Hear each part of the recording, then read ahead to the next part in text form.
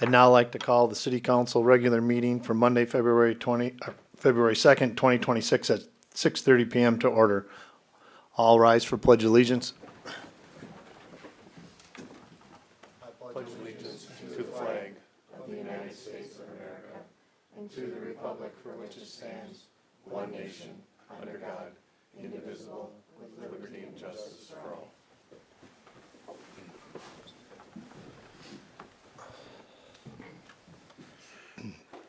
Moving on, item number 3, roll call. Administrator Pofus. Councilmember Ball, Present. Councilmember Jensen, Present. Councilmember Maroney, Present. Councilmember Scott, Present. Mayor Rogenkamp. Present. Item 4, open forum. The City Council invites residents to share new ideas or concerns related to city business not already on the agenda. However, individual questions and remarks are limited to 3 minutes per speaker. No city council action will be taken, although the council may refer issues to staff for follow-up or for consideration at a future meeting. The mayor may use discretion if speakers are repeating views already expressed or ask for a spokesperson for groups of individuals with similar views. Speakers should state their name and home address at the podium before speaking. Is there anybody here that wishes to address the council in open forum? I will ask again, is there anybody here that wishes to address the council in open forum? One final time, is there anybody here that wishes to address the council in open forum? Open forum is closed. Moving on, item number 5, consent agenda. 5A, approve city council regular meeting minutes from January 5th, 2026. 5B, approve public hearing meeting minutes from January 5th, 2026. 5C, approve vendor claims totaling $224,400.31 for checks 140848 to 140903 and e-checks 4076 to 4081. 5D, approve waiving facility reservation fee for Women's Club and special event permit fee for North Central Bass. 5E, approve disc golf course event permit application for Airborne Disc Golf. 5F, resolution number 07-2026, supporting and authorizing application for Sourcewell third-party services program. And 5G, resolution number 08-2026, accepting donation of $200 for the community garden by Cross Lake Area Garden Club. Having read the consent agenda, are there any comments from the council? Yes, I would like item 5E removed from consent agenda and have this council discussion on a couple items. So we're asking for consent agenda 5E, approved disc golf course event permit application for Airborne Disc Golf. Correct. Okay, so we'll remove that and bring it down under business items, and that will become 8D. 8D on the agenda. Okay, having removed 5E, is there any other things from council? Hearing none, do I have a motion to approve as changed? So move. I have a motion from Councilmember Maroney. Do I have a second? Second. Second from Councilmember Jensen. Any further discussion? Hearing none. All those in favor signify by saying aye. Aye. Opposed? Abstentions? Motion carries. Moving on to item 6 on the agenda. We have a special presentation, 6A, Brant Lakes Area Economic Development Corporation. Tyler Glenn, come on forth, Tyler. Well, good evening, everyone. Thank you, Mayor Rogenkamp, and thank you for having me tonight. My name is Tyler Glenn. I'm the Executive Director of BLADEC, which is the Brainerd Lakes Area Economic Development Corporation. So, been your economic development provider for a number of years and try each year to come and just give you an update and give you a presentation on our organization, what we're doing, what we're working on, and open it up for you guys to ask us or ask me any questions that you have regarding our organization. So I do have a slide presentation for you. I think I can just, you want me just, there we go. So I won't go through each one of these, but we'll just draw some attention to a few of them as we look at just kind of our motto and our mission and what we believe in and how we operate. It really is to drive economic impact in our county, in all of our communities in Crow Wing County. That's what we're designed to do. We've been in place since 1987. We've been an organization. I am just the second executive director of Bladec. I've been the executive director since January of 2020. Prior to that, Sheila Haverkamp was our executive director. She was the executive director from 1987 till end of 2019. So we're a nonprofit organization led by local business leaders. I'll show who our board is in a few minutes in a couple of our slides, but I'll just run through a few of our items for you guys and then just let you have some time to ask me some questions if you have them, and we'll go from there. Our community profile, how we really define how we operate in the areas that we operate in Crow Wing County. We break them out into three focus areas.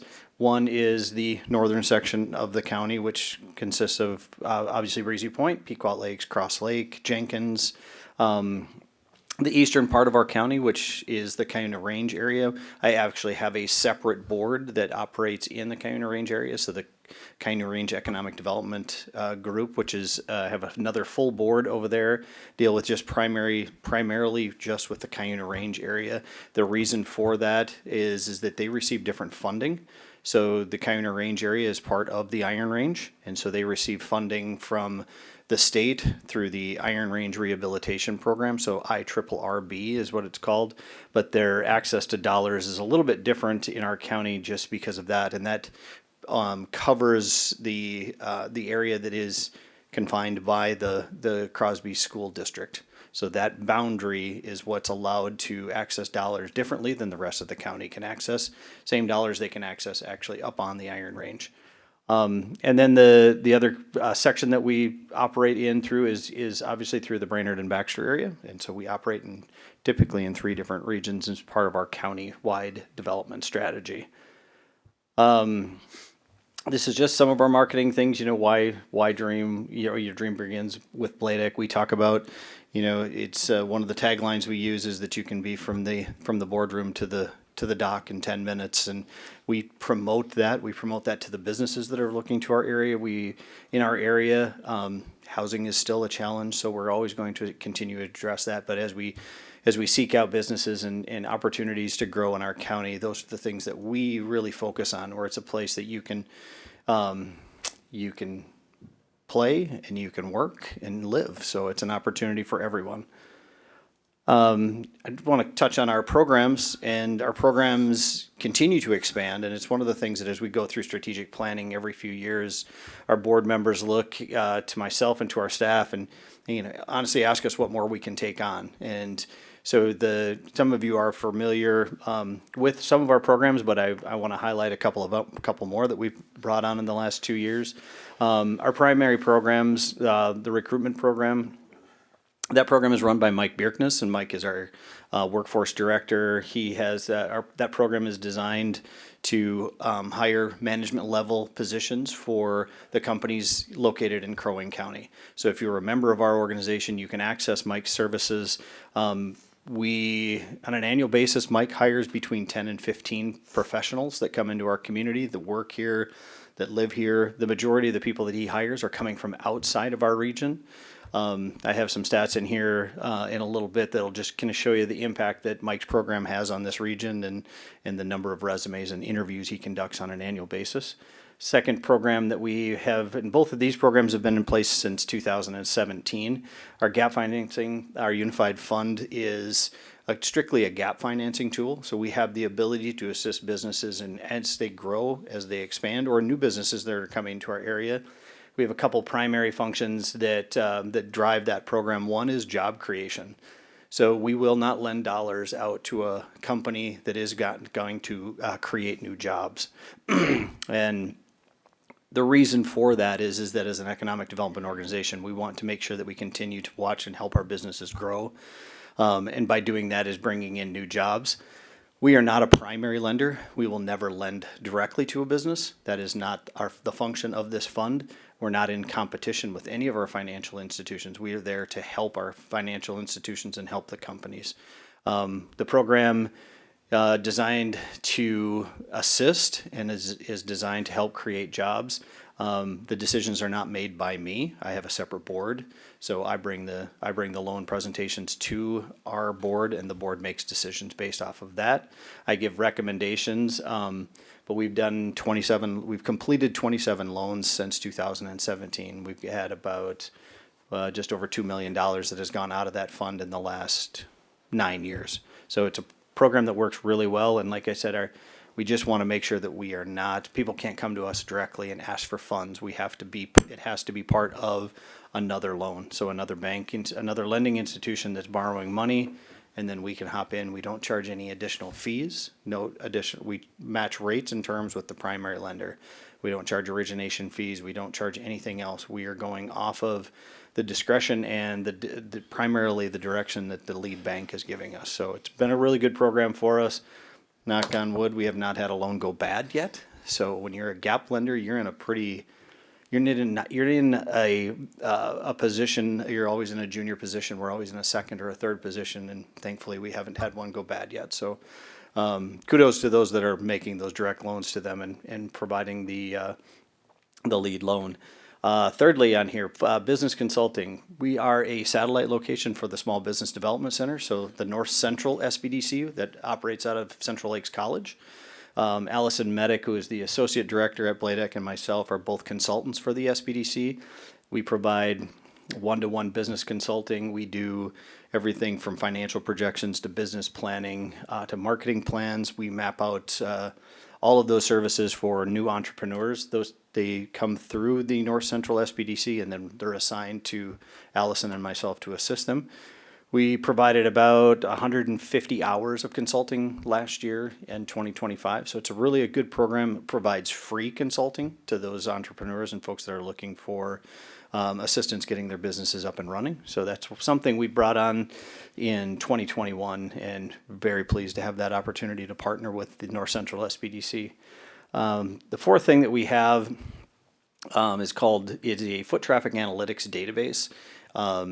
Don't shut your phones off because you are being tracked anyway. You all know that, but it's called Placer.ai, and it allows us to really track consumer behaviors, traffic patterns, how we identify where people are going, where they're coming from, how long they're staying in places. We have a number of our communities that are using it, a number of our members that use it.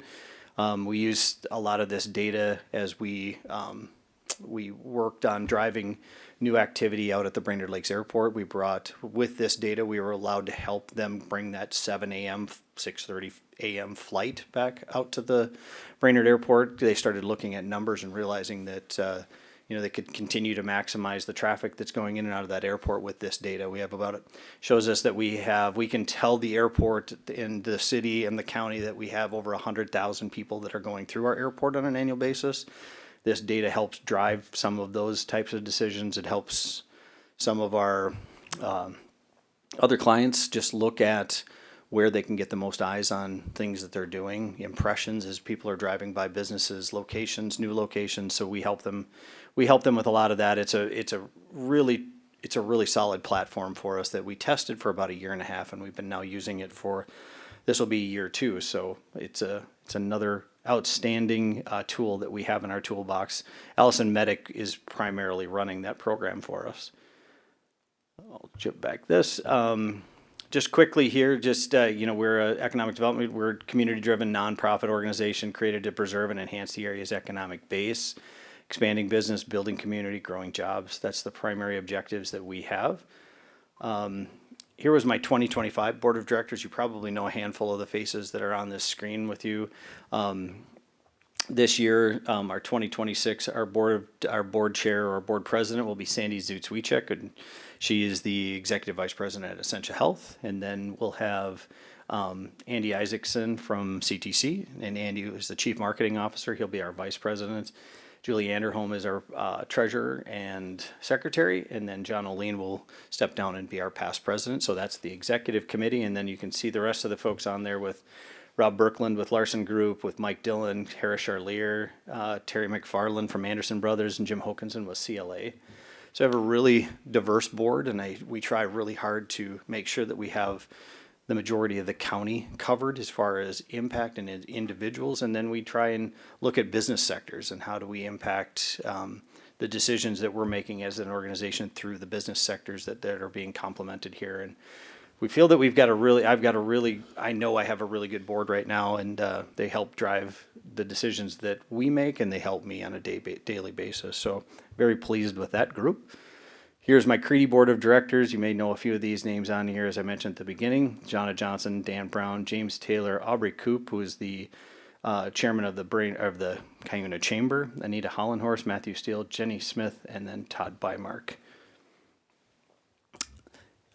This is just, I'm going to touch on this really quickly. This is Mike's program, the Blightic recruitment program.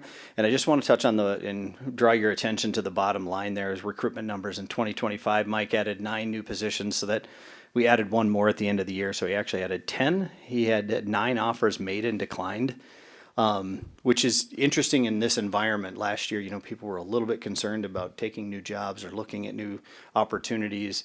So Mike had another 9 offers that he had made, and those offers declined. A lot of times what happens is the employee goes back to their existing employer and says, I've got other job offers, and it happens. But last year was pretty unique, especially at the beginning of the year. The end of the year ended a lot better for Mike. Conducted close to 800 interviews and collected over 2,000 resumes. So it's a program, when he puts these jobs out there, it's very active. He gets a lot of really good responses to his jobs. And that the beauty of that is he holds resumes. So then when other jobs come up or companies are contacting him, he can quickly pull a resume and say, hey, maybe this is somebody that would fit with your company now. So it's worked really well for that. It actually happened here 2 weeks ago where he placed a new controller with a company. It was a resume that he had in his bucket, and they were looking for somebody, and he didn't even post the job. He just sent the resume over, and they looked at it and said, this is the person we want to interview. And they interviewed him, and he accepted the job. So it's a fantastic program, and like I said, Mike does a wonderful job with it. Here's just a snapshot of the Unified Fund, and here's our financing. As I mentioned, the numbers will be updated, so we have a total of 27 loans out there. Again, the average loan size still is around that $75,000, and the total number of jobs created and retained will be over 300 when this slide gets updated from the end of the year. Here's our business consulting. I'll just breeze past a couple of these things. Here's some of the stuff that we're still working on and we'll continue to work on. With regards to housing, childcare, these are still major issues in our county. There are major issues throughout the state. It isn't just here. It's all over the state. So we're continuing to address these with the help of, especially on the childcare side, with the help of the state and some of our local organizations help us address some of these issues. We're continuing to look at this, and we're continuing to try and drive affordability with this.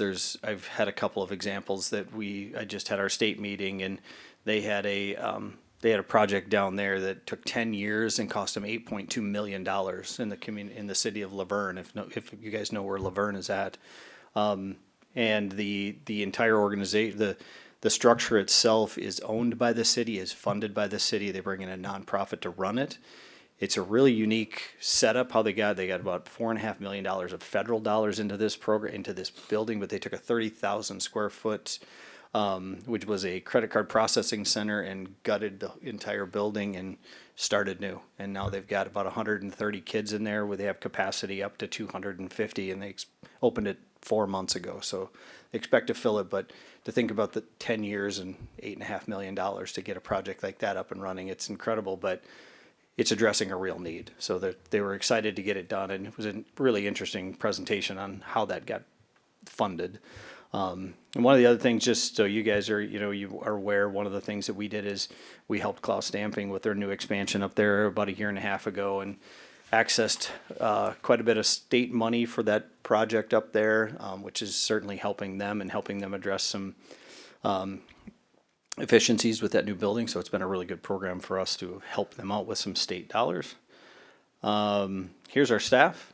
Myself, Mike Bierkens, Allison Medic, Crystal Heidinger, who is our new administrative assistant. She's been with us for about 6 months now, but Mike has been with Blightic about 8 months longer than I have. He came in at the end of 2016. I came in the middle of 2017. Allison's been with us for about 5 years now. So I have really solid staff that continue to do the work that we're doing, and you know, we're stretched thin, but we can handle it. There's just one of our taglines, why not work where you can play? And then we have some, oh, sorry, I jumped forward for you guys. Does anybody have any questions? I'm sorry, I breezed through that pretty fast. It's a lot of information to take in, but, you know, just know that we're here for you. We're here to provide, economic development assistance to you if you have projects that are looking at TIF, if you have projects that are looking at abatement, if you have projects that are looking for assistance from us, you know, looking at state funding, local funding. We access all of that on a daily basis. So if there's something that we can help you with, I know Ally will reach out and say, here's what we need and how do we get there? But I thank you for your continued support for the work that we do. But I'm here to help you guys. So if there's anything I can do for you, please let me know. Thank you, Tyler. Any of the council members have any questions? Any follow-up to what Tyler presented to us? Yeah, I just got a couple of questions. Yes. Wondering what you're seeing or hearing that's playing into the childcare shortage. Is there a particular kind of element or two that's? Two significant elements, actually, Councilman Scott. One of them is facilities. We don't have enough, you know, with these facilities that are here, and your engineer can probably tell you some of this as well, is that to build these new facilities out to make them childcare ready, you know, we're looking at significant cost for, if they're a larger facility, for commercial kitchens, fire suppression. You know, there's a lot of factors that go into that. If what we would look at as a large scale childcare facility, something like at the YMCA in Brainerd, getting licensed for a commercial childcare, it takes about 9 months right now through the state of Minnesota. So it's extremely prohibitive when it comes to that. If you put one into a home, you can get those turned around. A home-based childcare can get a license turned around in probably 30 to 60 days. So it's a little bit easier, but they're falling off pretty quickly. The home-based ones are. The second factor is pay, what they can afford to pay their childcare providers. You know, getting someone that's licensed to come in and take care of these kids. They're at about a $16, $17, $18 an hour jobs with zero benefits. So it's pretty challenging to draw quality individuals into a field like that. It's in childcare. Those of you that have been in the childcare space, it's not getting any cheaper to take your kids to childcare. So it's really kind of it's a tipped upside down problem. You know, we don't have, it's expensive to do it, but then the people that are taking care of our children aren't getting paid enough. So we're looking at, the state is looking at different models. The federal government has looked at different models. None of them have caught on to this point. So that's probably the biggest challenge. Yeah, appreciate that.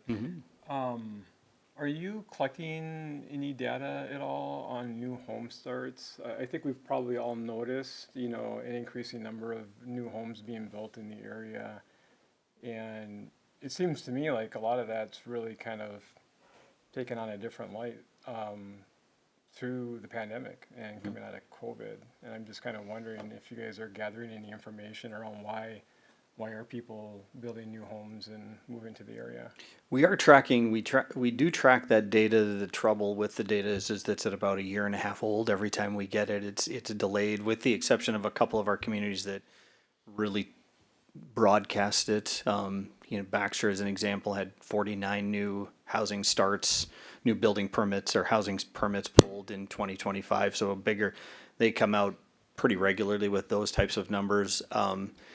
You know, our population county-wise has grown about 4% year over year over the last 3 years.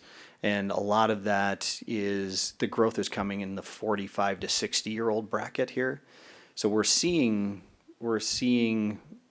growth, and we're seeing appropriate growth. We're one of the fastest growing counties outside of what I would call the 9-county metro. It's not the 7-county. You start expanding north now a little bit. And so, but population base wise, we're growing faster than anybody is. And so when we look at that and we look at the group that we're growing in, as far as the population base is considered, or the demographic is, 45 to 65, it's a little, or 45 to 60, it's a little easier for those folks to afford some of the homes we have here. We're seeing a lot of new apartment starts, especially in Brainerd and Baxter. In Brainerd now, which would be on Old 370, Business 371, Keepers is permitted, and they'll be building a 170 unit apartment complex just south of town. So in 371, as you're heading out past, you get past Teen Challenge, you know, as you're heading south out there, they bought some of that land that used to be owned by the Mills family. So they're building that out there. We've got a new apartment complex going.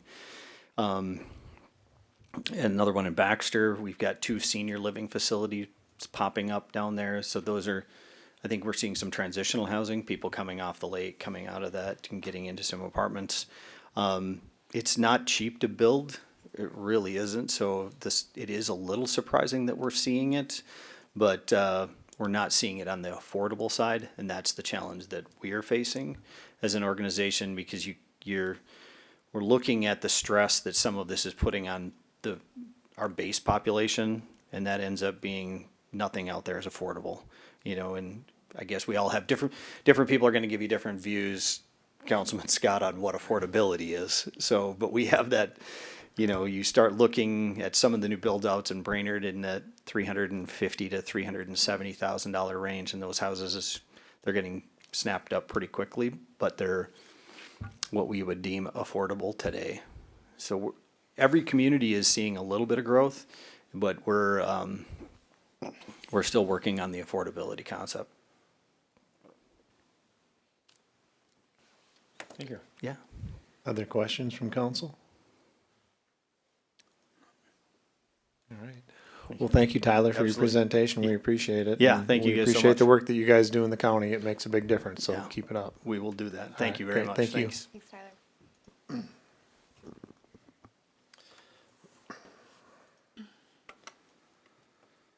All right, moving on to item 7 in the meeting is public hearing, 7A. Ordinance 01-2026, amending chapter 91 of the city code in Parks and Recreation. And so I'm gonna turn it over to Ally to give us a little background, and then we'll go ahead and open the, public hearing. Yes, thank you. At the November 2025 meeting, the council directed staff to provide some additional information regarding an all-encompassing park ordinance. At the January meeting, the city council then gave staff direction to proceed with drafting a park ordinance.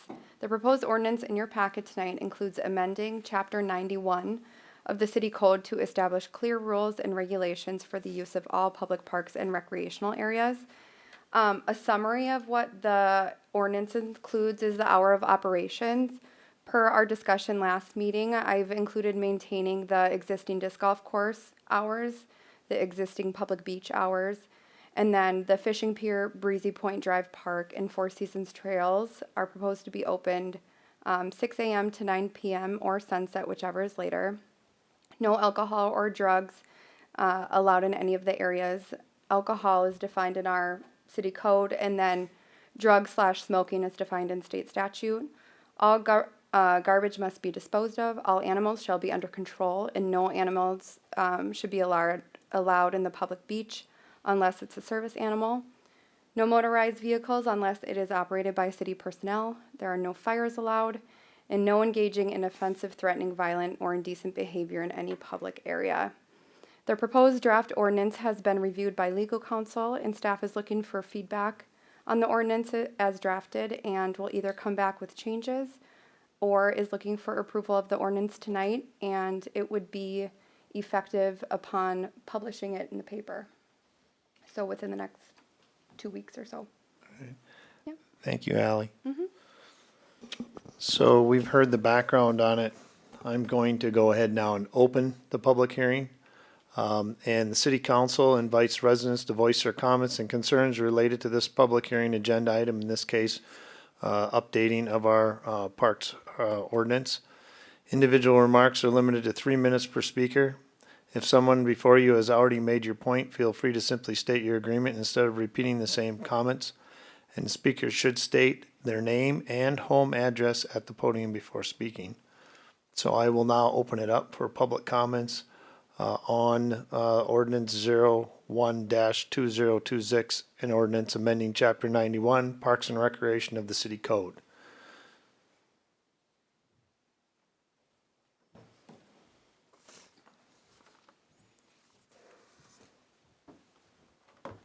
Bill Toft, 31877 Green Scene Drive, Breezy Point. Thank you for letting me speak, and also thank you for addressing this issue of putting some teeth in the ordinance to allow our fine police to actually issue citations. I just have two quick questions. First of all, what is the penalty going to be for people that are cited? I know of a city down in the metro area, I have a lot of customers that are police officers, and citations start at $250. So before people go out there in a public area and drink or smoke tobacco or cannabis or yell or scream, they know there's going to be a big penalty if they're caught. So I would hope it would be a stinging penalty, which I think will prevent a lot of this behavior once it's out there in the public. Also, I've walked through every amenity we have that the city has, and they are good amenities. The disc golf course expansion area is almost impossible to enforce.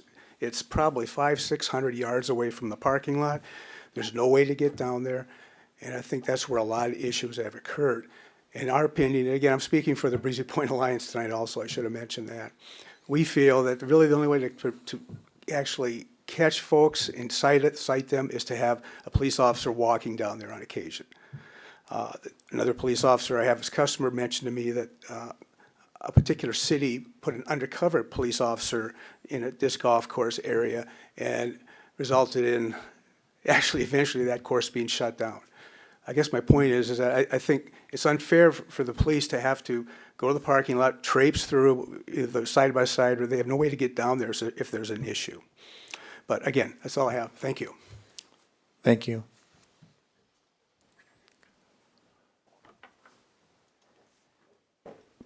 Is there anybody else that wishes to address the council in the public hearing for comments? I will ask again, is there anybody else that wishes to address this council on comments regarding the change in the ordinance? One more time, anybody that wishes to address the council regarding the ordinance? Hearing none, I will now close the public hearing. So we've had comments. We have a amended ordinance in front of us. And it's now the council's decision to determine if they want to move forward with this ordinance as it's been amended. It has been reviewed by legal, so we know that that's all there. Or if the council wishes to direct the staff to do further amendments to the ordinance. There's a couple of things that make me wonder if we may not need some additional time to really clarify what we're after here with the ordinance. I tend to agree that short of a provision in there that gets to a level of enforcement, how behavior, whatever might be going on in violation of this ordinance is going to be enforced. To me, kind of really doesn't make the ordinance as it's written now meaningful in the true sense unless there is something in there that gets to, how our, potential violations or lack of adherence to this ordinance going to be managed. So that's just, I guess, one consideration. The other is wondering if we don't need some further clarification. I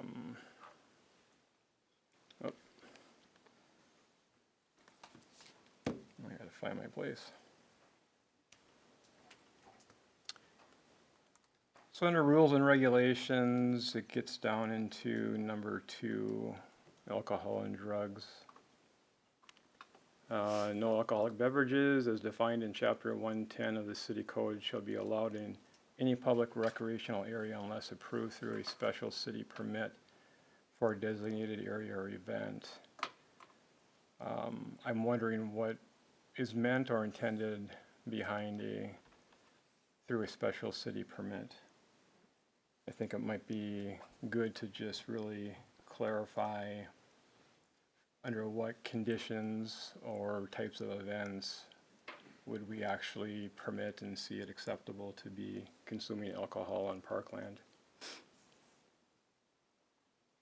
Those are, I guess, just initial things that Yeah. are coming to mind. I think the intention with that line is to speak to kind of city as a whole. So if someone wanted to throw, I don't know, a party in the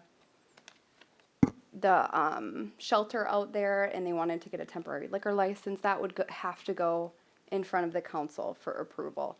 That's just an example. I'm not even sure if that's realistic. Or if there was a parade or something like that, they would have to go through a special permitting process, which you've approved earlier tonight, so that application.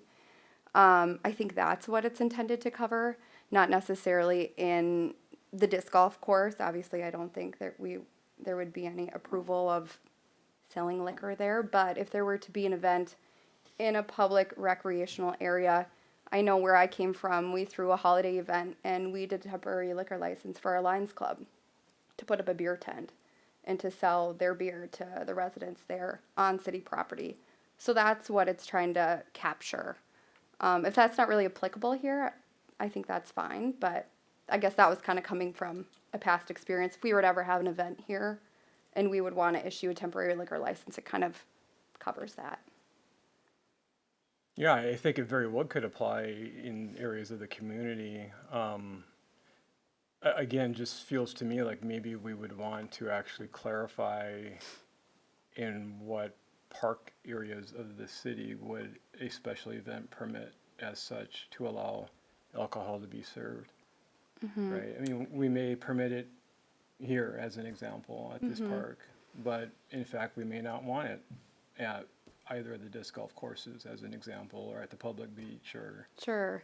And as a part of the process, anything involving liquor has to come to, they need a temporary liquor license issued by the state, approved by the city. That would come from the council in addition to a special event permit, which is our permitting process. So you guys would see that again. We could put something in here to that. I guess that would be up to the council direction, but there could never be an event serving liquor that doesn't have an existing license. That wouldn't have to go in front of you guys for separate approval. Correct. So what you're basically saying is if somebody approached the city and said, we want to have an event at the disc golf course and we want to serve liquor, and they go ahead and get that license, that's got to come to the council and the council needs Yes. to approve that. Yes. So at that point in time, the council could then say, well, we are not going to grant this liquor license because we do not want alcohol being served on a disc golf course. Correct. Yep. So basically, we are then the point of entry and exit for any of that at that time. Correct. Even though it doesn't specifically outline it in the ordinance, it still has to come by us. Correct. And if that's not really applicable, if you guys don't foresee anything like that coming in, anything we have listed here, the beach, the 6 places, if you don't really see that being an issue, I imagine we could take that out too, if that really is a problem. If you don't see a liquor license being applied for or issued on the 6 places that this covers, that's up to you guys. I think that's, at least as I come at this and see how it's really applied, part of the concern is we know right now that alcohol is being consumed on certain parklands in the city. And we're finding it extremely difficult to enforce that conduct and that level of behavior. So I guess I would rather see it in there and mentioned, but with absolute clarity on what parklands is that going to be allowed. Well, it wouldn't be allowed on any, right? Unless they had a special permit Right. and temporary liquor license is the intent of the ordinance.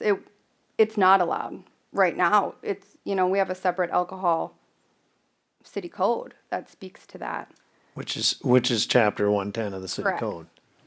Which I had a follow-up question to that too. So according to chapter 110 of the city code, do we have enforcement action that takes place in that situation if somebody's caught? Chief Sendell? Yes, we have city ordinance citations. Okay, and so those are, when they're cited with that, then there's a fine that's associated with that as well, correct? Correct, there's a fine, and it's a increasing penalty for non-payment or second and third offenses. Okay. Thank you. So basically, by having no alcoholic beverages defined by chapter 110 of the city code, being allowed, shall be allowed in any public recreational area unless approved through a special city permit for a designated area in the event that somebody's caught drinking alcohol on one of our public properties, in this case, one of these areas, they could be cited. Correct. Right. Okay, thank you.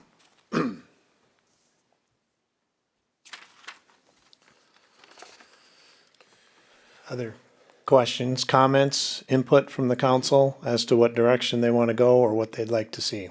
I guess with clarification on 2I, I'm satisfied that the city is covered, per what was just discussed. The disc golf course, I mean, that is a difficult area for the police to patrol. There's no two ways about it. I would like to see, enforcement of the parks overall as resources are available. I think the ordinance as it is fine by me. I don't have a problem with it. Councilmember Ball, any comments? I'd be fine with clarifying what a special city permit means in 2I. Otherwise, I think it's well drafted and I like it. So you'd like to see language added clarifying what a special permit would be in the ordinance itself? Sort of what is meant by that. I think wasn't that sort of like the question, just making sure it's clear that I don't know if there's some section of the city code that refers to what these city permits are, but we could refer to the ordinance section if there was one, or just What if we remove it? What if we just remove unless approved through special city permit for designated area or event? Just strike that. If that's giving everyone I don't know if that changes this substantially. I don't see anyone coming here for a temporary liquor license in the park shelter. If they do, we could cross that bridge as well. I don't believe we have a special event ordinance. It's just a permitting process that we put in place after an event over the summer that we thought we should have known about before they just came here. So it's more, the special event permit is to notify staff if they need any of our services, if they need us to empty trash bins, if there's going to be 200 people biking through here on a given day, if we need additional porta potties, cones, no parking signs, that sort of thing is what a special event permit, there's a list, it's like, I could read it off for you guys. Concert, parade, fair, show, festival, carnival, rally, party, filming of a movie, show, television show, motorcade, run, fishing, swimming, lake activities, street dance, bike-a-thon, race, walk, or athletic event. So those types of is it events posted on our on the website. yeah, so we can link to it. I mean, that would be sufficient, I think. I mean, I don't mind it being in there. I just think it Okay. would help clarify what they're supposed to do if they wanted Sure. to do that. I've never had anybody come and ask us to do that, and I feel like similar language has been in there before, or was this brand new? This is brand new. Yeah, But no, cities I'm- have, I'm you not know, I aware of kind of anybody gathered. coming and asking us for that Yeah. before. I feel like it's been discussed maybe. The only time I can think of where a liquor license or a temporary liquor license, I believe, was at the ice rink when Hairball was coming. That's the only time that I can ever think of, and that's not even recreation, it's not even city owned, it was a private Right. owned. But they had to come, I believe they had to come to, maybe Chief Sandell remembers more, but I believe they had to ask the city permission to essentially sell on their grounds, because they didn't, that ice rink didn't have a liquor license. Right, they Correct. probably got Can a you elaborate 3-day. more? Do you know Right, what they I'm? had to obtain a permit and come to the city for approval to do so. And I've been here for 27 years, and on my recollection, otherwise, I don't remember ever having a city permit to serve alcohol and, on our city parks and stuff. I probably wouldn't recommend that because you're gonna have families and other people may be there as well, which obviously could cause some problems. I think just removing the unless approved through special city permit, it's Okay, just not, it's not allowed. yeah, It's family grounds and. yep. I can do that. I'm okay with that. So if that's removed, then how do we address the documented known issue of alcohol being consumed on parkland? No alcoholic beverages is defined in chapter 110 of the city code shall be allowed in any public recreation area, period. Because we have a city code right now that specifically addresses if somebody is caught drinking alcohol in one of our public places, as Chief Sandell spoke, they would be fined and cited. And it goes up based on their offenses. Correct.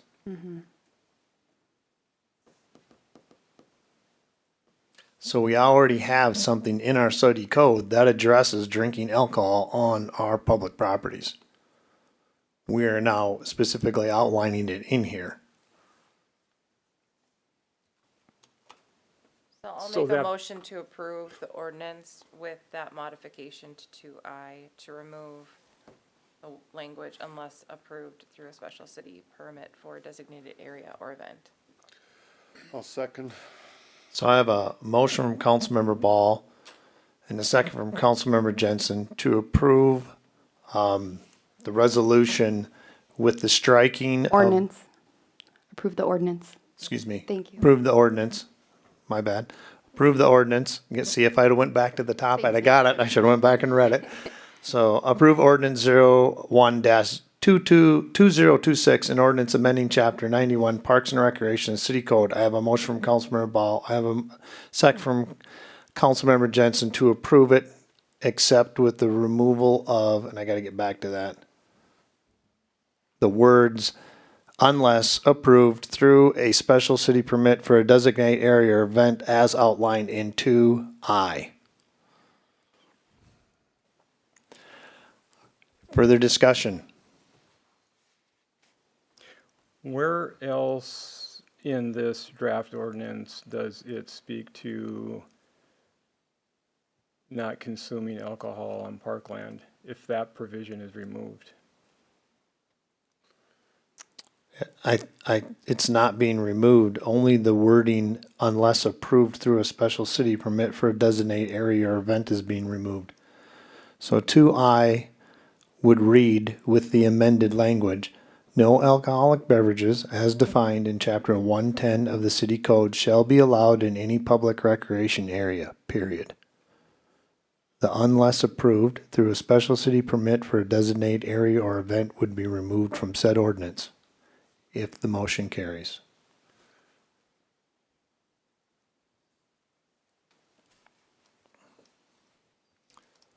Further discussion?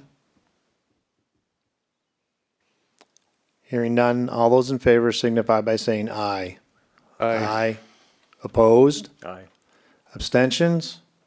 The motion carries.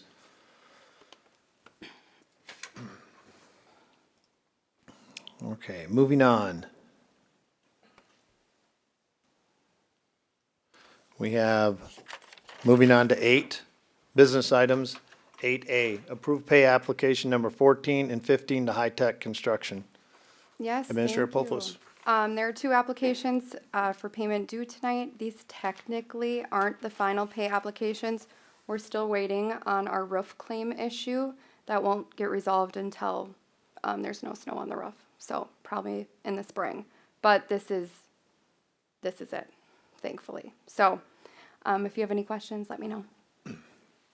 So in regards to the roof claim, not to go too far on, Oh, Lord. down the road, no, that's fine. I don't need a lot of information, I understand what it is already. But would that then, based on what happens with that, what would we see?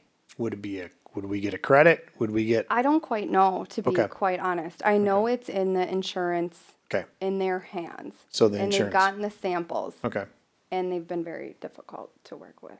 So I don't know the answer for you. I'm That's sorry. fine. I can follow up though with the Yeah, council. maybe some further information, do just to that. share with the council so that they're aware What of to what to, expect. yep, what to expect. I'd appreciate I that. can do that. And so for those of us that are not as familiar as some with the issue, what exactly is the issue? Oh, you're asking someone who's not very familiar with the issue. It predates me. Joe, do you know the issue?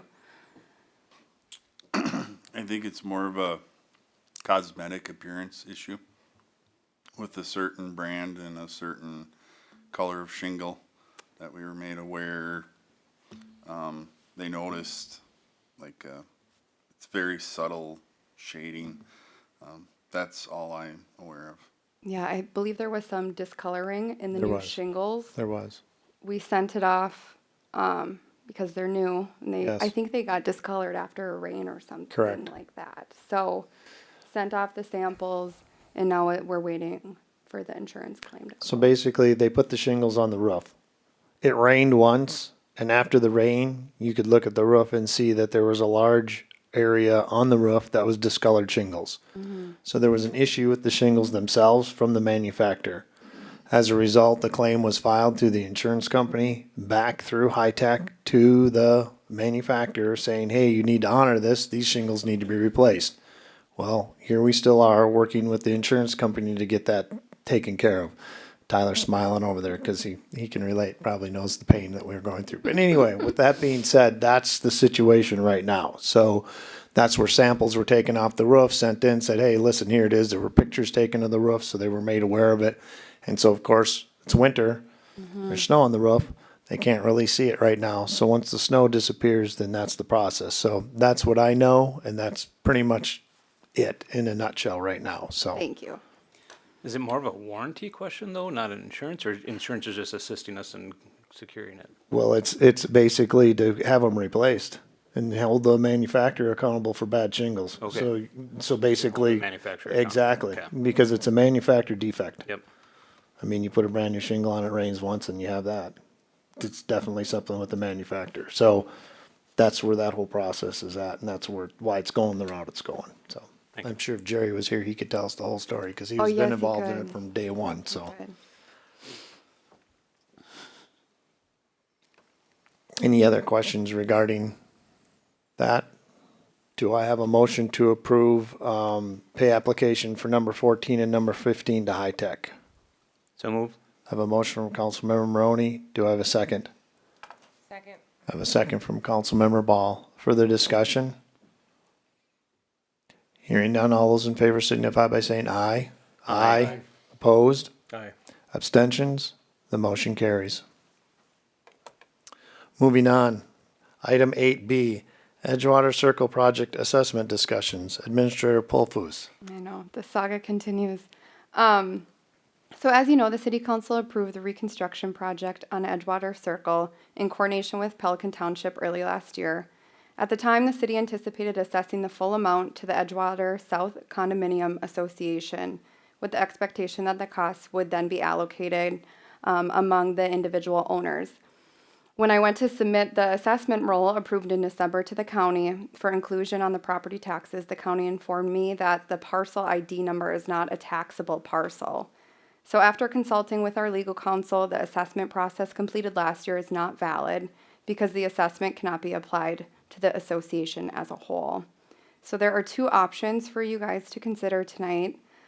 Proceed with a reassessment process for inclusion in next year's property taxes.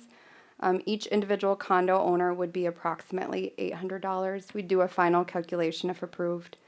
Or the council could vote to forego the assessment and allow the project to remain completed without assessing individual property owners. I think there are some pros and cons to both. So we recommend the council have a discussion on the options provided and direct staff on how to proceed.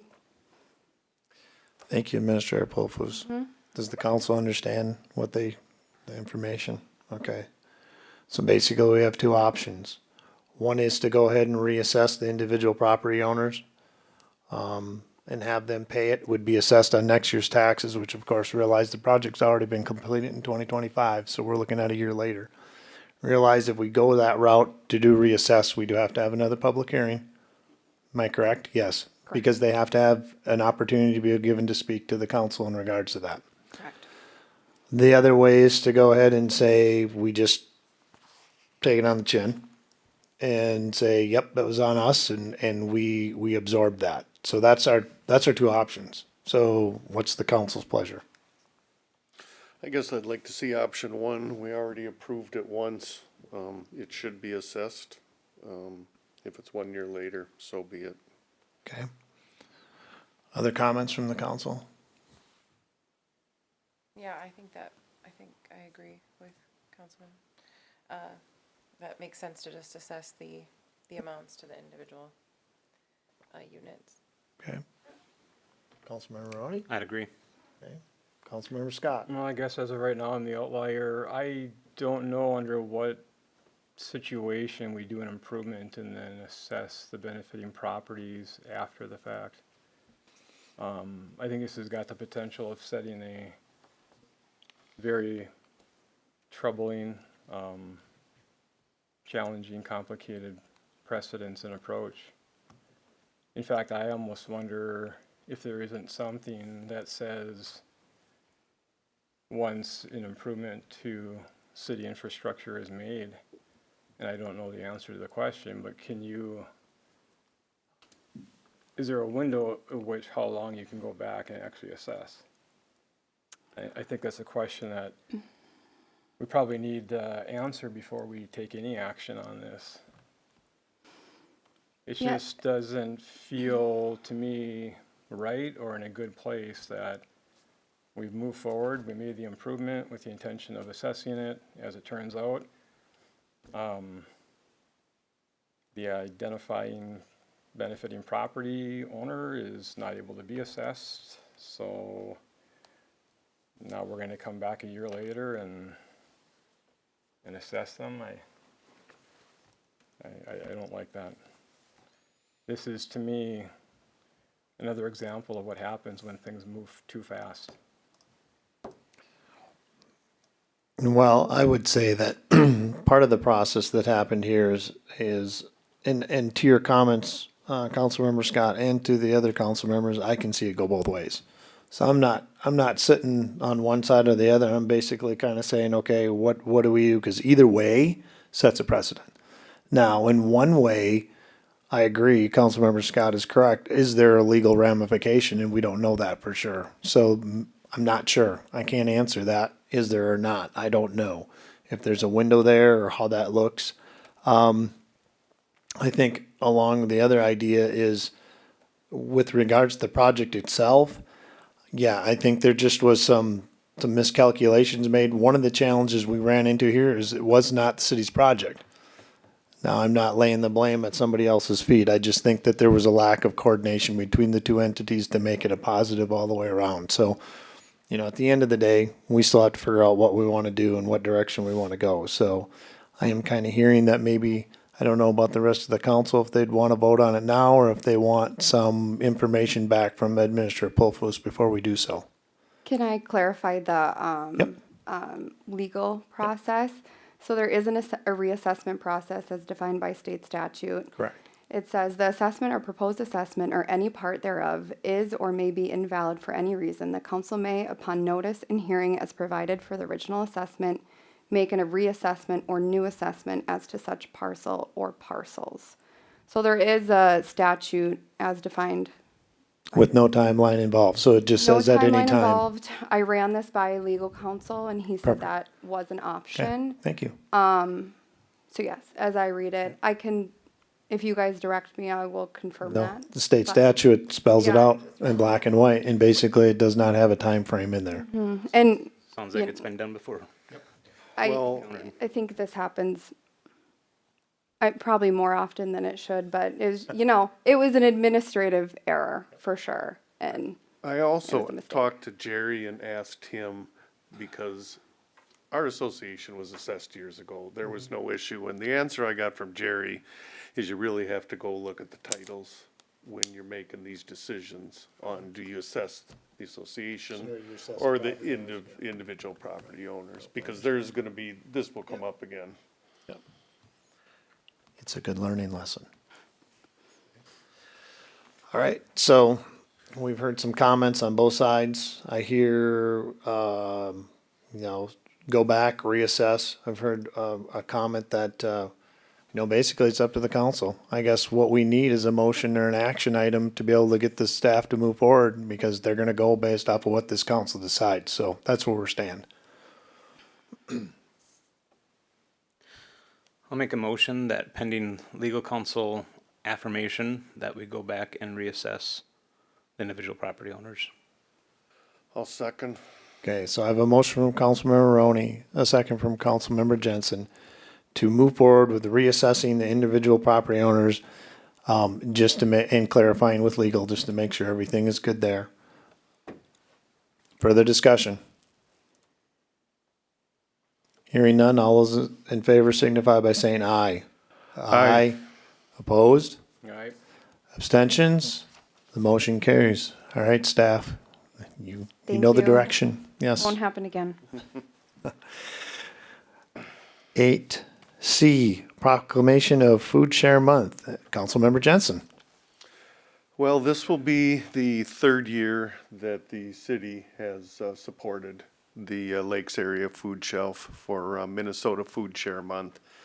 I had reached out to Tammy Larson, who is the director of the Lakes Area Food Shelf in Pequot, for some highlights on 2025. The Lakes Area Food Shelf in Pequot served 1,333 families. Of those, 649 were new to the food shelf in 2025. 68% of the families have children 18 and under.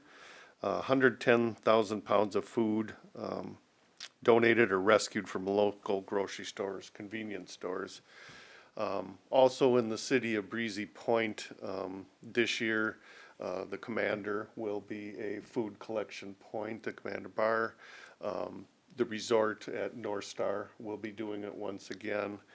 And new this year will be the Pelican Square. The stores have the ability, when the food reaches sell-by date is past that per FDA guidelines, the food can be distributed, as needed by the food shelves. Also, I didn't know this, the Food Share campaign is a 45-year-old Minnesota tradition of raising funds and awareness for food shelves in Minnesota. I mean, also within the surrounding communities, there is numerous other businesses, churches, Super One, Schaefer's, trying to think, there's Menards has had huge food drives which have been publicized. I think the communities, have gotten behind the food shelf because the need is there. Yep, Quick Trip's another one. Mayor Gardner and Pequot had filled the dump truck, and the Lions have donated. I mean, just many organizations. I'm sure I'm forgetting some, but I personally volunteer there, as well as Bill Toft in the audience, and I just hope people can support the food drive March 1st through April 6th. Thank you. Yeah, I mean, that's no doubt it does a huge thing for our communities. I would encourage people to get out and give more donations. I see that when I look at 24 and I look at 25, there was definitely a drop there. So maybe we can work to get it back up and surpass that number in 24 and break 1,000. That would be awesome. I think we can do it. So I encourage people to get out there. But yeah, so basically we need to have a motion to proclaim Food Share Month from March 1st to April 6th, 2026. Do I have a motion? So move. I have a motion from Councilmember Roney. Do I have a second? I'll second. Okay, go ahead. A second from Councilmember Ball. Any discussion? All those in favor signify by saying aye. Aye. Opposed? Abstentions? The motion carries. Yeah, and I would just like to say real quick extra to the people who may watch this or are in the audience, get out there and spread the word. Tell people about this. This is a really important thing that we do for these people in this county. There are a lot of people that benefit from it. So if you can do even just something simple, you're doing your part. And that's good all the way around. And we need a lot of that in this world right now. So I would encourage everybody to participate and be a part of it moving forward. So thank you, Councilmember Jensen, for leading the charge on that again. I appreciate it. All right, so we have now the new item that was pulled from the consent agenda. That's item D, 8D, approved disc golf course permit application, Airborne Disc Golf.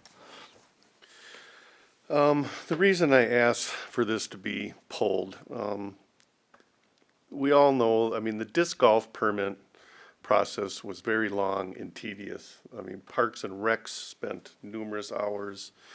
The council spent numerous hours. The permit is, as, you know, stated, the individual that applied for this permit disregarded the terms, the first draft, that were set, that were listed in the permit. They had proposed 250 individuals with 100 family and friends as spectators, which was never addressed. Clearly stated in the permit that 90 per participants per course. When you have this many people participating in a tournament with the course, you know, in a residential area, number one, parking can be an issue that was really never addressed. Staff, it is my understanding that Joe is working on it proactively to try and keep the parking and not disturb the residents within the community, you know, close to the course. The second one is, this course has 2 porta potties. One at the Agate Pass course and one at the Monarch Trail. If you, even at 180 plus, say 50 to 75 spectators, I don't think 2 porta potties is adequate. Now, if it is, you know, if it's the problem, and if we don't do something proactively, you can have an issue after the fact. I don't think the city personally should incur those costs.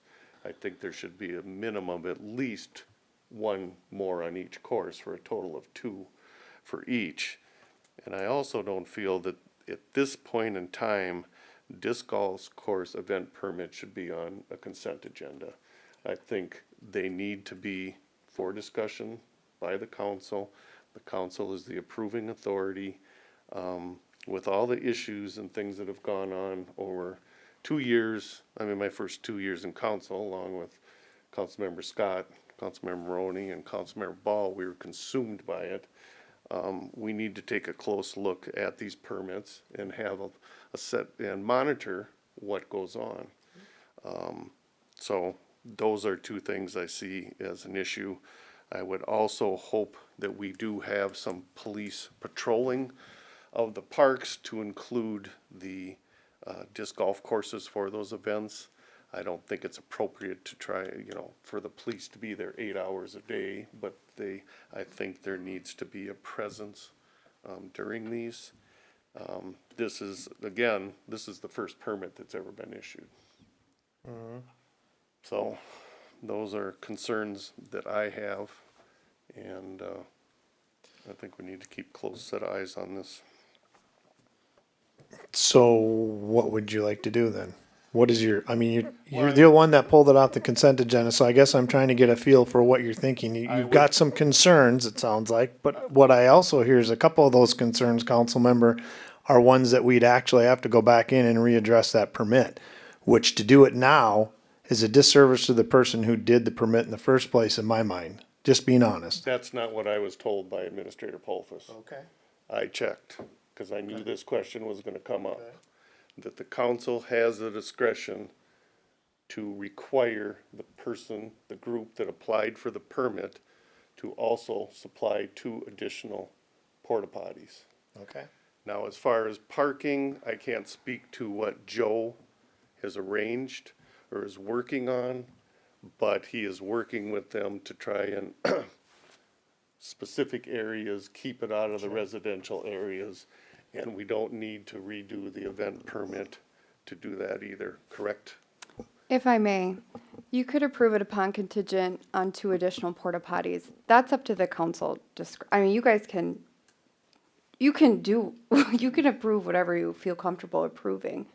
I think it could be appropriate for a big event to include 2 additional porta potties if you see fit.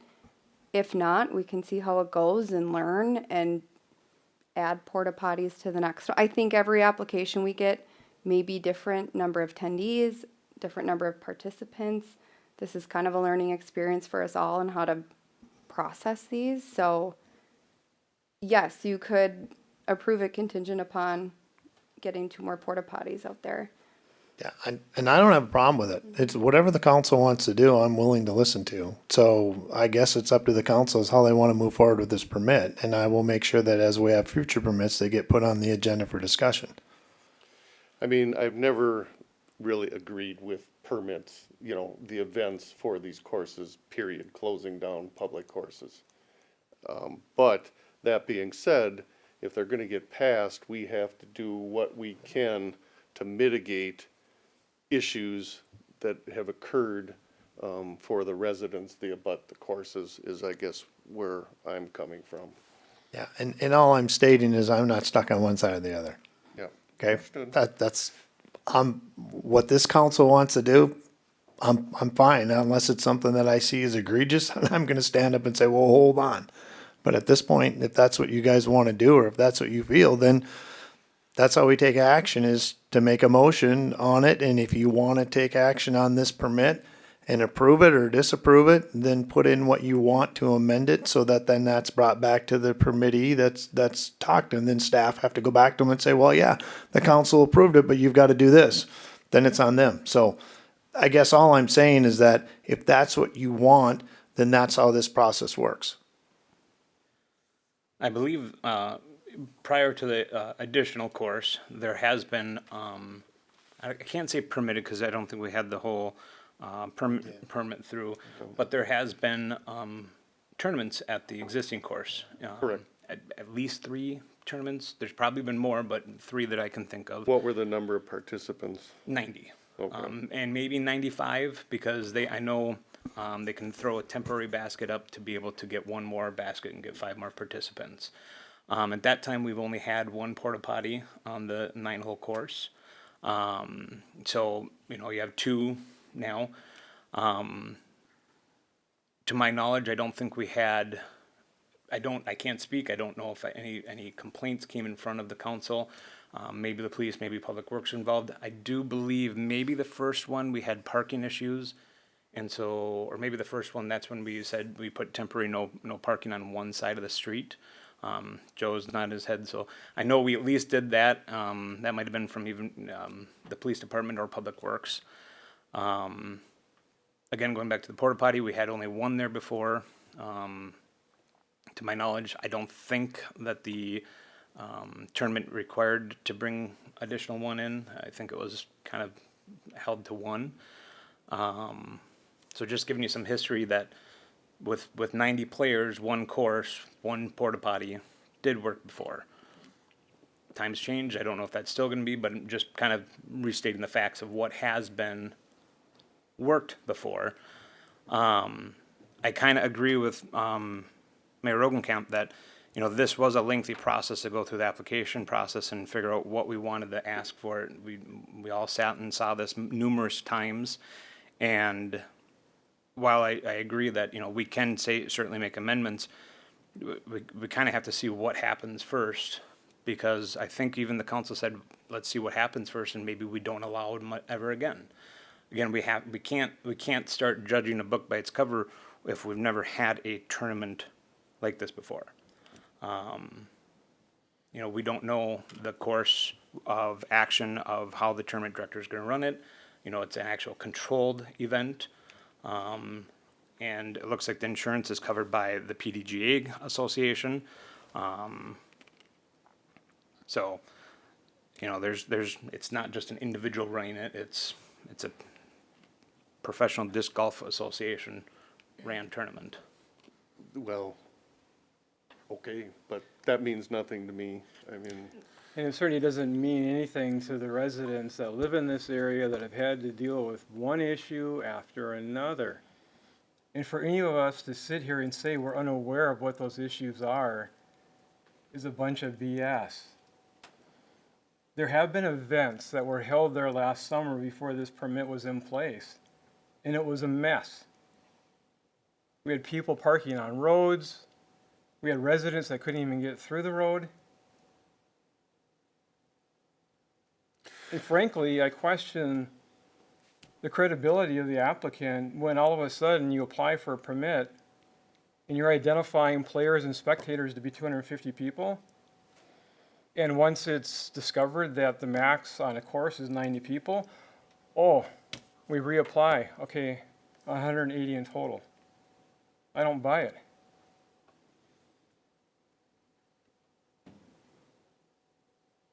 Parking is going to be an issue with that many people, even if a certain percent of them carpool. Joel, how many vehicles does a parking lot there hold? Both parking lots together, I would estimate 80 very comfortably. That's taking half of the parking area, leaving half of it open, and the other, assuming the other half is vehicles by square foot. I think that's pretty conservative. I think you could do it more efficiently, but you could also be not efficient. But I think that's a pretty reasonable amount for both parking lots, not just one. So I'll reiterate again. This council then needs to make a decision on what they want to do with this permit. We can either approve it as it's there. We can approve it with contingencies that we bring back to the person who's filed the permit. Or we can just say no to it completely. So we can approve it. We can approve it with contingencies, or we can deny it. Those are the three steps that we have in front of us to take. And we can sit here and we can throw it around all night long. That's not going to get the job done. So I guess what I'm saying is that the council needs to think about how they want to take action on it. And then with that being said, here we are again, back at this point where we seem to keep coming back time after time after time after time. Okay, I'll make an motion to deny the disc golf course event permit. So I have a motion to deny the permit as submitted by Councilmember Jensen. Do I have a second? I'll ask again, do I have a second? No second. The motion is second by Councilmember Scott. Further discussion? Do we know under section D what is meant by vendors? It indicates that yes, there will be vendors. Do we know exactly what that means? Are there going to be vendors out there selling merchandise or providing food, or do we know for sure? Give me 1 second. I'm just gonna pull up the application. On the application, it says just us, Airborne Disc Golf. Yeah, I was gonna say, they didn't check yes, correct? They did check yes, but then they self-identified. Okay, then I'm guessing they'll set up a booth selling their own merchandise, but I can confirm with them. To me, I think we would want to know exactly what is going on out there as far as vendor operations, right? I mean, that in of itself, depending upon what it is, could even bring in more people to the area, other than the players themselves and the spectators. So I think it would be good to have clarification on that before this is approved. So maybe it being denied and asking the applicant for further clarification on a few of these items, maybe just what's needed. Further discussion?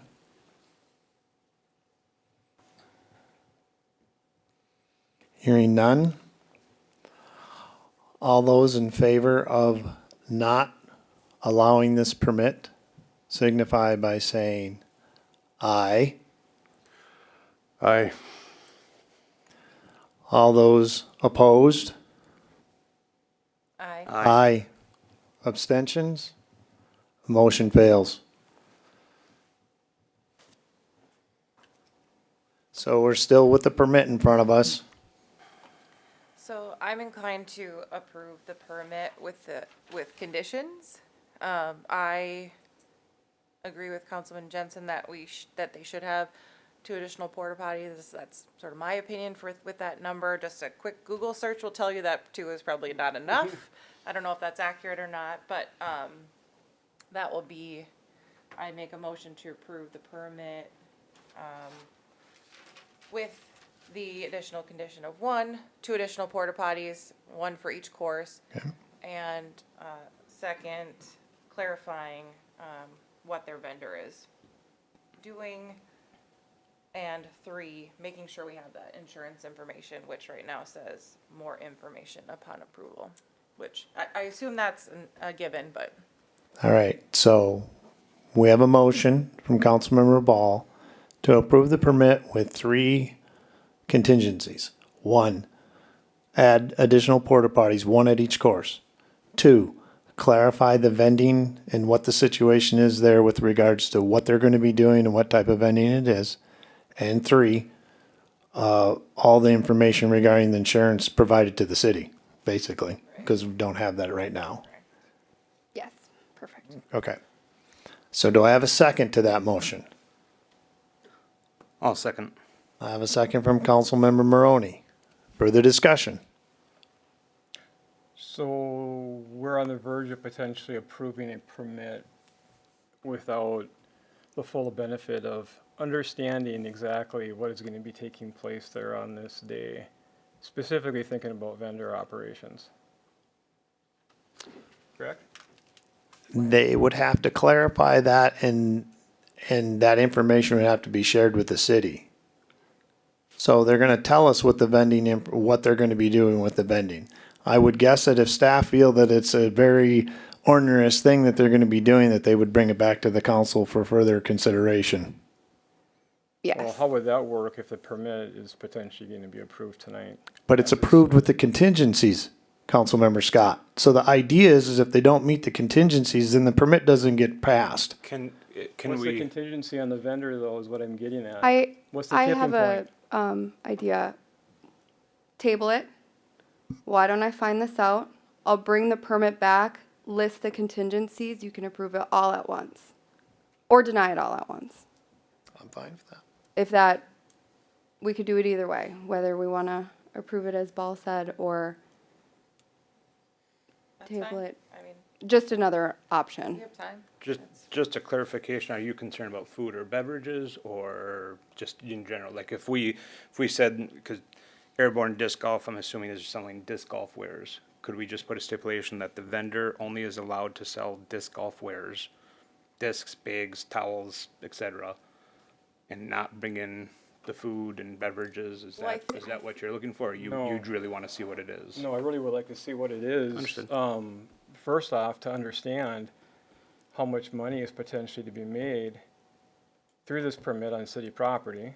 One, I think taxpayers would be interested to know how a private industry business is potentially making money on city property.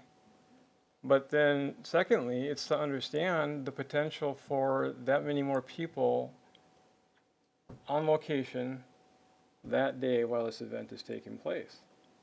I see this as a potentially huge issue. They have upwards of 200 people in the middle of a residential area congregating at one time. So I think it's reasonable to ask and to understand and know what kind of vending operations are taking place, and is it anticipated to draw even all the more people on location? All right, based off of that, what I would suggest is let's table this. Let's allow staff to get the information they need based on what we've brought up to them tonight. We'll bring it back to a future council meeting. We'll make sure that that's all there. And I'll end it with this. This isn't going away, folks. Okay, we're gonna continue to work with this, and this is the system we have in place. If we don't like the permitting process the way we have it, then that's up to us to work with staff to get it to change or to do something to do. Maybe it's more clarifications on different things so we know. Maybe it's other things. And I will state this, if we don't have a permit process in place, those people can show up and have the same event and we don't know about it. Which is what happened last year. Which is why we have a permit process in place. Why this shouldn't be in the location it's in the first place. Well, it is, and it's not going anywhere. We had a motion on the floor that didn't get voted on, so are we gonna amend I the can- motion to table it then? I can just, I don't know what the proper term is. What? Revoke Withdraw on the your motion? I'm gonna withdraw it. Withdraw the motion. I will So withdraw. Councilmember Ball withdraws her motion. Do I have approval from the seconder? Yes. So the motion is now officially withdrawn. One comment to piggyback on Brad's, I think what he's referring to is the leagues are having events, quote unquote, on their Sunday mornings, and they're not applying for permits because they're passing it off as a league event. So there is things going on in that course that aren't being regulated, and there has been issues. I mean, when you have this many participants and you don't know how many spectators are gonna come, I mean, there's potential for a lot of problems. I guess I've never supported the permits. I personally don't want tournaments on those courses. But it's going on. There's being a lot of events being held. We get the feedback from the residents because they see the foot traffic.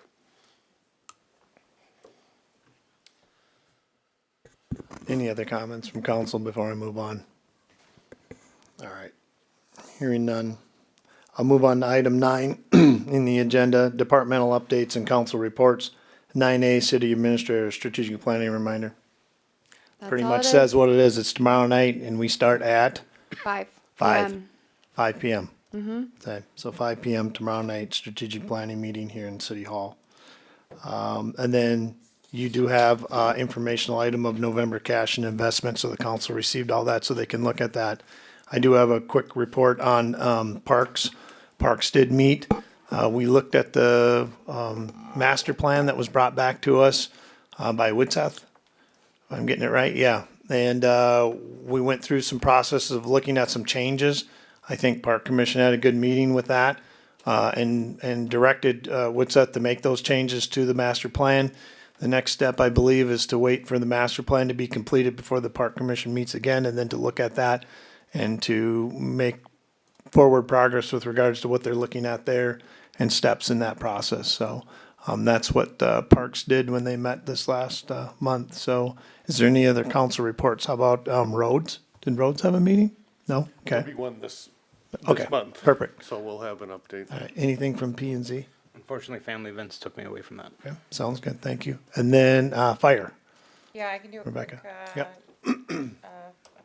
Pequot Lakes Fire District, Joint Powers Board meeting, update. So we had a meeting on January 12th. Couple of things discussed. I mean, they had, a couple UTVs that they had purchased. Those are, ready to go now. There was a truck purchase update. So they have the 2015 F-350 crew cab truck that is at the, with the fire district. It's in service. They're just waiting on one last piece for that. There is also the 2015 F-550 crew cab truck that is also in service. All light stickers, radio, that's all been installed. A few small things missing, but that is also being used. There was a year-end call report. There were a few calls less in 2025, just a few down from last year. There, we approved the hiring of 2 new firefighters. So a few weeks earlier, we had done interviews. The personnel committee, myself and one of the other Joint Powers Board members had done interviews for those 2 individuals. Great, they seem great, and so approved the hiring of them. We approved the 2026-2027 contracts that will go out to the members of the Pequot Lakes Fire District.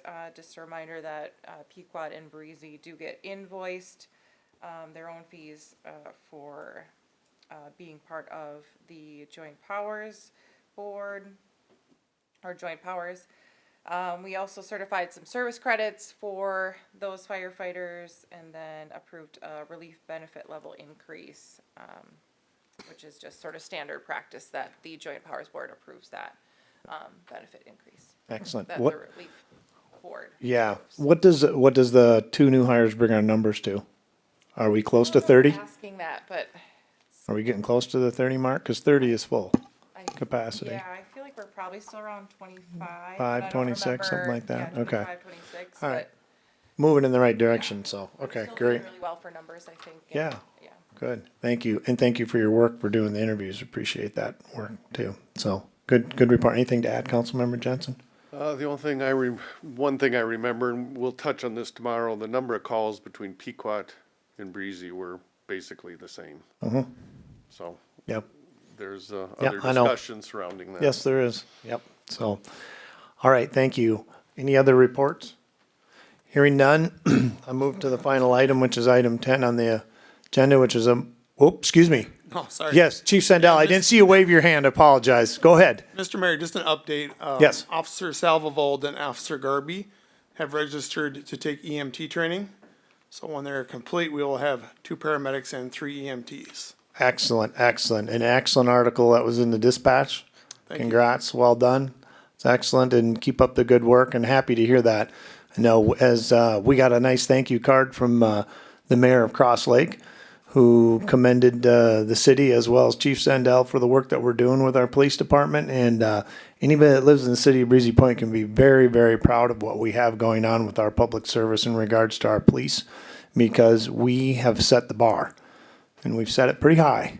And there's a lot of cities around here that'd like to be where we're at, but that's because of a lot of insightful long-range planning that took place over a lot of years. So I commend the police department and the city and the councils over the years for continuing to work towards that because I think it's put us in a really good situation and our citizens can know that they're very safe in this city because of what we've done. So excellent. Thank you, Chief, for the update. Appreciate it.